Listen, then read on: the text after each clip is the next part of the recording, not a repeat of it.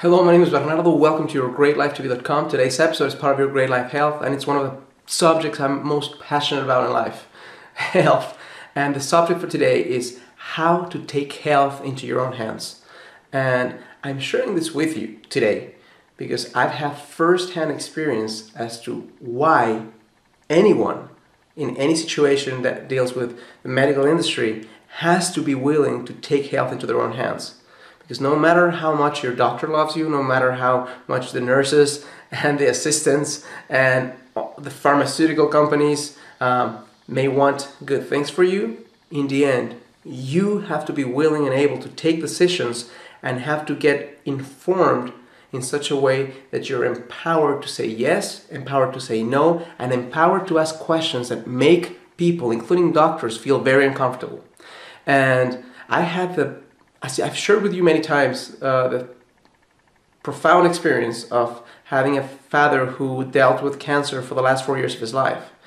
And throughout the entire time and time again, he was at that point a bit shocked.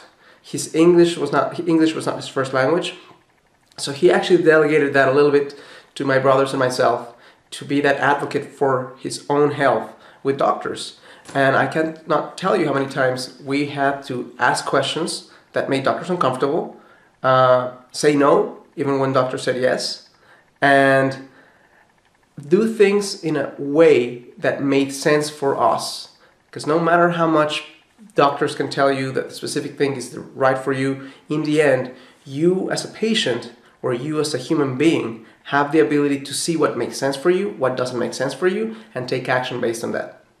So all that I want to get across today on this health post is that there's the medical community and the pharmaceutical industry are multi-billion-dollar businesses. I'm not saying that all doctors are mean people. I'm not saying that all doctors are great people. I'm not saying that all pharmaceutical companies are the devil, and I'm not saying that all pharmaceutical companies are great.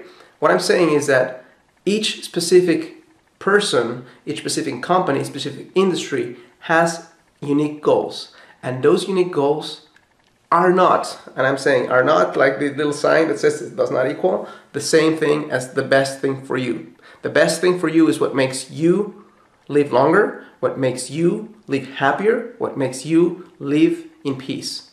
So if I want to challenge something today is whenever you hear something, no matter if it's through my blog, no matter if it's through a blog of a respected scientist, no matter if it's through a blog of a doctor, I want you to question what doesn't feel right for you. I want you to open up yourself to the possibility that even though hundreds of doctors may say one thing, because this has happened so many times in history, the theory could still be wrong.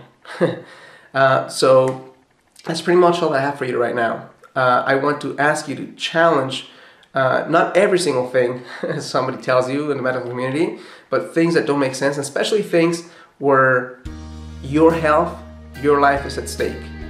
I want you to explore all possibilities. I'm not saying, hey, just try the natural route, or I'm not saying just try the medical route. Maybe do a combination of both, but do things in such a way that you ultimately make the decision. Don't give your power away to anyone, because I can tell you that somebody who makes a decision that's not you is not going to make the decision as consciously. There's no fucking way they can make the decision as consciously as you can, because it's your life. If it doesn't work, it's you, not them, who dies.